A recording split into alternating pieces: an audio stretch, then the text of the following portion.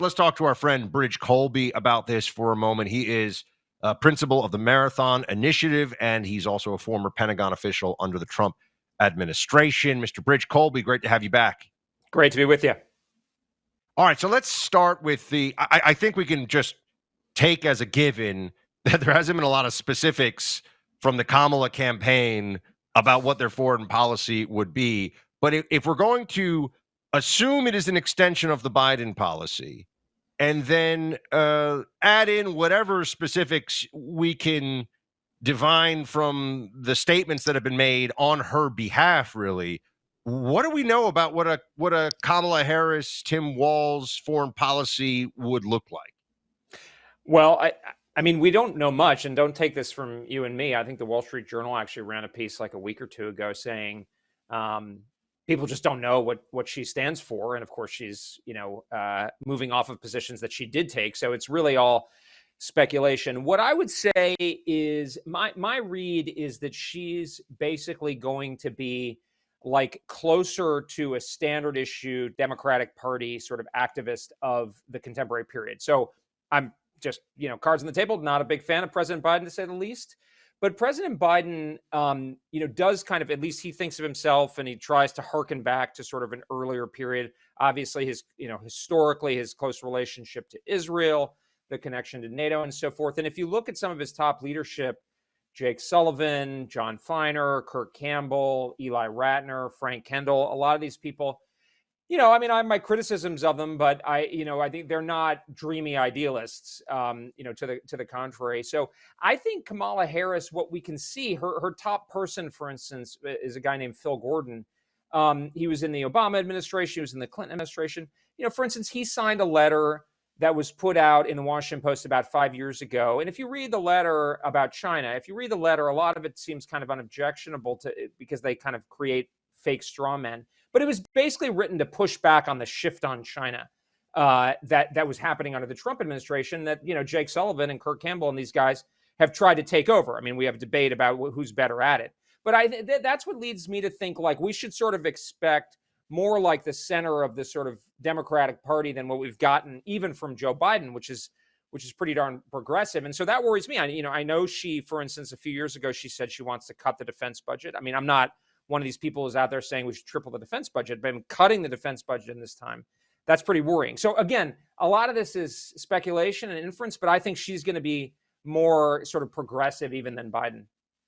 I mean, I would offer, just from the political pugilist side of this equation, that it's supposed to be, this is what they want, which is that the foreign policy is whatever they have to say it is in the minute, and nobody actually knows what it is. So then it's a harder target. Do you know what I mean? It's, you're sort of punching at the wind. Right. And I think that that's a larger theme in the campaign overall. But let's drill down then into reality and the here and now for a second. On the foreign policy scene. Can I say one thing? I'm a little bit surprised. Do you mind if I say one thing just on that point? Yeah, of course. Just, look, I think you're putting your finger on something, which is we are in an exceptionally dangerous period where we've got a wild mismatch between our rhetoric that Biden and others have gotten us into and the fact that there are multiple wars around the world, and the resources that we are putting at that problem in terms of the defense budget and so forth, and that the American people are willing to put it at the problem. The New York Times even was reporting today that the Russians and Chinese are collaborating more on military operations than ever before. And so President Trump, I think, is putting something out there saying we're on the verge of World War III. We need to be strong, but we also need to use the military sparingly, as I think the platform correctly said. And I mean, I agree with that, but that's a serious message in a very serious time. We don't have time for this kind of fluff where people are just kind of message testing it. We've got, if you're going to pursue the kind of ridiculous, the overly expansive Biden approach, you got to back that up with big defense spending increases. You got to do X, Y, Z. She's showing none of that. So she's not having a political mandate. So she's, in a sense, like the analogy I use, we're heading towards the Titanic. At least offer us a way to not hit the iceberg. And here we're just having to guess at what the captain is proposing as we hurtle towards the iceberg. Whereas I think President Trump and Senator Vance are offering a very clear and I think very common sense and the right approach. But at minimum, we should be able to evaluate. Isn't that what democracy is about? I mean, come on. Right. Well, as you can see, everyone can see, I think now pretty clearly, on one of the hotspot issues, which is Israel, Hamas / Hezbollah / Iran.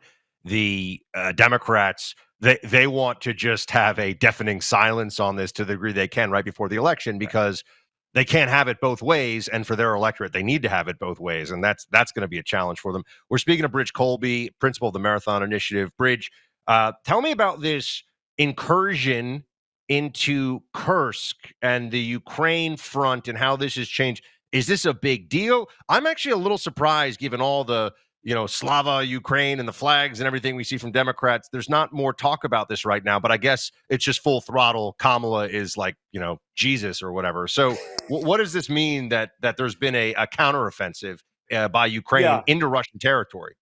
Well, just parenthetically on that, I think David Sachs put this out, that like the Kamala image on the front of Time, where she actually does kind of look like a religious icon. The most important part was that she declined to comment for the article, which tells you everything you need to know. We talked about that yesterday. It's surreal. It's like beyond mockery.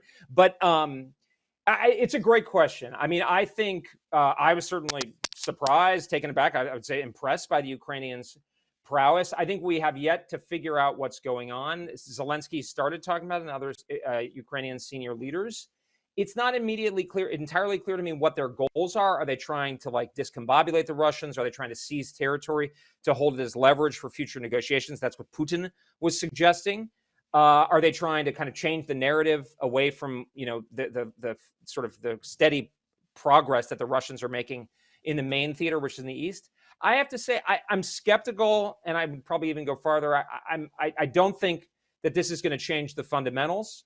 I mean, and even in the New York Times reporting this morning, there's real questions. American officials were apparently saying off the record, as they usually do, or sort of anonymously, we're not sure that the Ukrainians made the best decision. We're not exactly sure what they're trying to say, but I think the jury is still out. But look, I think what we've seen in Ukraine over the last 2.5 years plus is there's no fancy kind of decisive blitzkrieg style, thing that totally transforms. It didn't happen for the Russians at the beginning. It didn't happen for the Ukrainians in late 2022 or in the big counteroffensive in 2023. And so it's still a matter of numbers and resolve.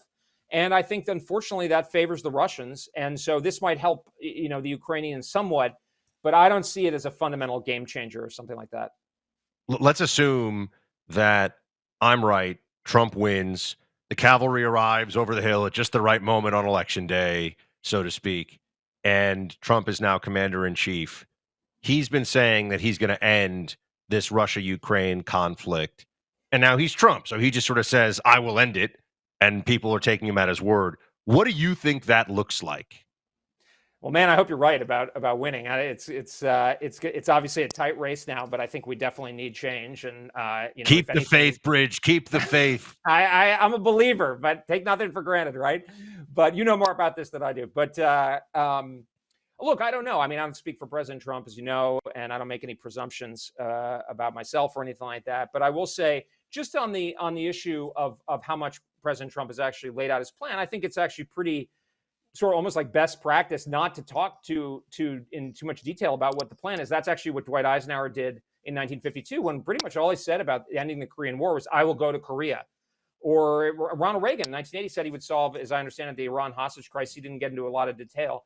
So, I mean, you don't want to put all your cards on the table. I'm very hopeful. So it is basically the force of personality is the promise, and you trust in the commander-in-chief to show up, pound his fist on the table, and get it done. I mean, that actually is the strategy at some level. Well, I think it's the strategy, but also, like, look, I mean, Biden's sort of locked into this terrible policy, and if anything, Harris looks like she's going to continue it, which is rhetorical maximalism about, Putin is the evilest guy who ever lived. He's obviously a bad guy. Like, he's done a lot of bad things. That's not the issue. But it's not backed up by like any kind of plausible strategy. And I'm not a fan of the Wall Street Journal op-ed page on this point, but where they do have a point is saying, like, what are we doing? We're slow dripping them resources and money. Meanwhile, we're talking, we're progressively allowing attacks into Russia. Putin responds to this thing by saying, taking negotiations off the table. I mean, obviously that could be a maneuver, but it's like what we're doing for the last 2.5 years is not working out. I mean, the Biden administration will tell you, oh, we're winning. Well, if you compare it to like complete catastrophe, it's better than that. But I don't think anybody in Ukraine or a rational person looking from the outside would say that if you looked at this from the beginning of Biden's term, this is a good outcome. Now, maybe if it's not, I think the force of personality is part of it, but it's also a different common sense approach. I mean, one of the things where President Trump gets flack, which I think is telling, is when he says, hey, I need to have a good relationship with, or, at least a talking relationship with Putin or Kim Jong-un or Xi Jinping. I think that's actually makes sense. Like Richard Nixon was able to talk to Mao Zedong. We were talking to the head of the Soviet Union. That was considered a good thing because you need to be able to potentially come to some different agreement. So I think a different approach where there is also more, concern about what the Americans might be prepared to do on like the economic sanctions front or whatever.